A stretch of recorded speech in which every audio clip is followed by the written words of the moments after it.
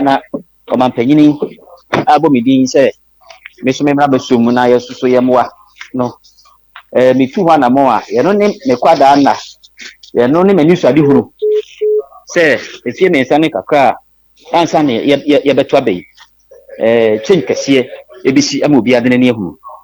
And you know, make catch almost some come up to my. You're 200 will be as any bit media. My name is MP Francis Scotty Mensa. Now, the TNSA, now saying that the platform so many here, make a crowd, make Kushia road minister, and anything come up with tree. I who pictures in army, make off for the two of my beer who my road minister no crap for me, say, Nanko Beba. Now I will be sharing a last mention of crowd. I just send my friend to be now. One cut out to meet you. No man who say, the new quadrant film, and that's quadrant so ever, and she say anymore. One of the district constituency or Asante regional, the last 2016 election, 2020 election year, by Emma Womo about 86,000 and over votes, the highest vote ever in the 47 constituencies ever Asante region. But one of the last time school for eco tourism, so you do a bulldozer bucket muno. Me paso say Jenna develop no man we see now be so like I was saying, you know, Kafra no ma bi na e bi che mu a ye hu road minister no anya sa anka kwabe fo no be hu say nhye pa e wo ho ntimi a me ben ho no di mini ya semo no edu president of the land enim na na do kwaku fado edu the vice enim Dr. Baumia ye no achi no me regional minister Samuel Osemensa honorable niwa ono so da wona kra e wo kwabra kwa no eno ti de me ka kire wo mo ne se nia wo kan right that dey 26,000 votes obi am to the Ghana ha eno ti ne ye kwofo so no na ba fie dia ye se ka ho bi pa enti nya de mpanifo betu atwene enti omo nkoma nto mo yem mpanifo se akye mu en se epi wo e wo ya kan so one Mamponteng rules ye de ama contract dada na ho adwuma no na se de anko yi a mpanifo ye se yede be mani powerful no so be so mu enu achi no so no ye wo other rules e wa ase mu a contractors ni bi asomu a enkose na yepe bi ni Antwa road ebi ni Fade Kenyasi road ebi ni Krobo to Ono to Asomasu road ni nyina mpanifo di hu komoko ekira contractor na se a mo ye sojman se skasem kura no a aban be sem kina no ma fa so no ma ya maye you know to cry, some new rules cry, yes, about the account. I see. Make me boss one, and Breno, Nintin from Umbrella, sir. If you come up and told me, Sir John Cromwell, a wonder district. Yeah, and I'm a boy who know, yeah. Now, Mr. Wu, so quite a crowd, the man contractor now Gusua or yard ahead of Sir John, a year, no, a year then was a free. It been a worker. And you know, contractor no, one of the only a penetra quine, a son of Babetua, Humanaso.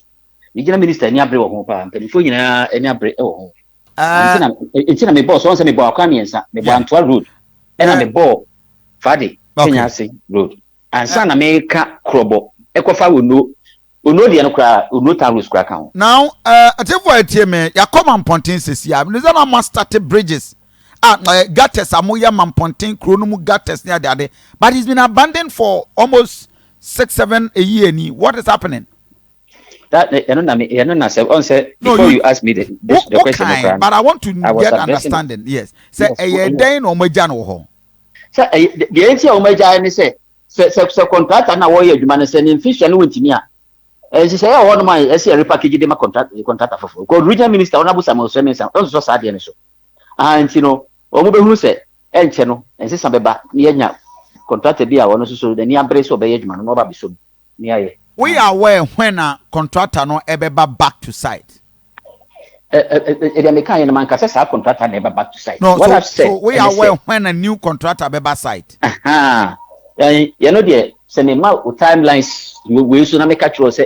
Investments now are ma, na make a for. But the minimum say, yeah, who is a quick repair and the site. Who is this contractor or abandoned site? No, the contractor no they abandoned site. There's only the my over. Hence, in me fees we shouldn't delve much there. No, it is not over because Sabe ABR we might even have given mobilization and whatever. For that answer.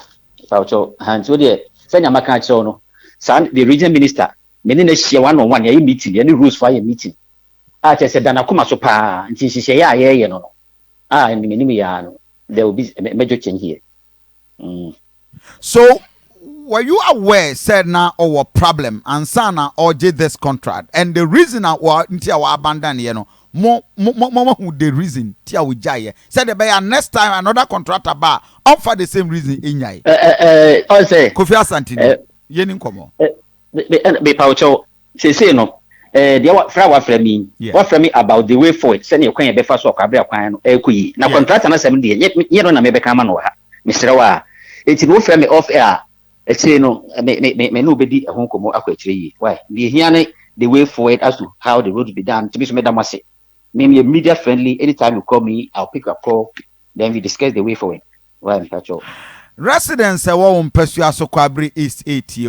One of the district Asante region. Oba wana kwanya pano moka ho. What say road minister nko ba ho bibi ne see regional minister when they din kombo. Etiefo 80 wa worried Kwabri from Mamponteng to Antoine and sa areas nina. What is the assurance? Yeah, the assurance is what I've already given. The assurance is what I've already given. Say, who say, how you miss me help her because Mrs. Sumi Kwabri near ye me.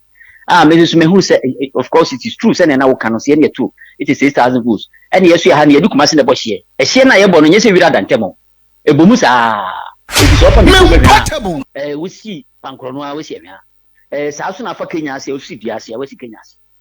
And son, what here, send you had no city. And it is an American, was a Mecasa, Miss Yenia Brepa. Yes, Yenia Brepa said, Eba, near Mumuno, me ban in penny for no, but who's a penny for so among to Yankine. Is Yamopa, Monsieur Regional Minister, me new MC Yamaba, Monsieur Road Minister, Afe, Oman Penina and Cassa, as so Akomadaso. And we see no win it yet. The beer me wa Simu say, penny for Nakachameno, it will be done. Intermediate. Mamponteng. Okay, Mamponteng na edwakesie bi ekoso esi wo ho a omampani dada mel saban breso no mo start ye. E dey na esi wo dwe no. Yeah, Mamponteng Jubilee market no. Ye no so ye da dwene ba ko. Ye no so yiguso a ye pushi se na ye betimi bia. E dey na esi. Tio I'm saying, "Ubi how question I said that you can immediately." Yeah, Jubilee market there. Said the only mono okay, you know, pepe is that if you man penny for pension. And as I'm no, entimi uncle do send yes, echo, call him Kakana, a story. And now 8 years under NDC rule, and yes, I will be an uncle. And now she say, Yaba. And she knows so no man penny, it's an amok crabesra. Kwabri Obama Ponting no Craman Ponting in a crash of the sapling no crash to my penny. It's the end of the full up. And say, you know, so no, you been a positive development. And a minimum Ponting in a share I will home cry, yes, answer some other way round. I mean, I debate. It's the end of your trenching. Mamena wase, Ra Opoku Ajimai, Bunsu, Kwabri East. District Chief Executive, and I pay a lot of challenges. A municipal chief executive. Oh, okay. Well, municipal. But how I can home. Right, but me pacho omo park ya no mo boss ball. Mo kwa ko tu se mo we ye as astrotef. Yes, say mo jaro ho. Adain. So I did the process being a sassy baby, now kwa baby. On say, can you use ya the 2 months time? It me ya. They will say me that. And then so say, the baby on says, I need to shoot a tear. And me, I'm a coming. We have any, but never find a dear I will feel about anyway. It's this weather, my so far. It best almost say, well, we have to check a camera because there's a whole source of funding $1 million per conscience. Or one penny this I do who panel, and I'm so I love it. I have one penny to committee. I'm on my baby here $1 million pages. Reading her. Yes, I'm a sick. You know, so can be. 1 million per constituency project and an amode here AstroTurf Park no, right? Exactly so. Now say 1 million there at the whole then I'm mutimi jano. No, I'm not saying said that Mamponteng, but it's there to source it. Eti answer no na mama no. Eti me say amapanyi number team about Central region be hwe projects ni na all over the country. And eti omo be se mukuna na influence ama contractors no metimi atwa so na akoyi. Ye di nkomo ye residents ebi di abasa hwan market nsuo na no wa bridge connect the community no ebu ama area no ye cut off. We are aware. Was it hwan market nsuo na no wa bridge na eda ho no yes ebu for months near community na ye cut off. No me aware pa. Me aware. Ade na mo ye wo. Me aware say until I make a choice me answer la wo be mu ntem dodo. Yeah, me aware say a private developer bi no one kasa what den ko me fan say we will be a we boafo e na oso mu say oye nti me so me ba yi won say maka say me UMC me ba yi maka say be member no say the mine na yedu no onye estimate no famra ni yesu enhwe self help na me so me nko fo nkasa out of your legal resources no ni yesu ntim me so me complete enti no last week kura me da so bi sa say delay na say my crowd nipa for nyamra ne ahwe de be yafa senior when you say the I mean assemblies no I'm not speaking for the assembly but there's a challenge I mean for bare 4 quarters ni common fund the crowd ma mo entitled for DDF ni bank grant ni sa na me nyina no and for mo DC crowd from November crowd into amuka enti I mean there may be a mo challenge isn't it ya na de e no man be wa me ma ho answer sa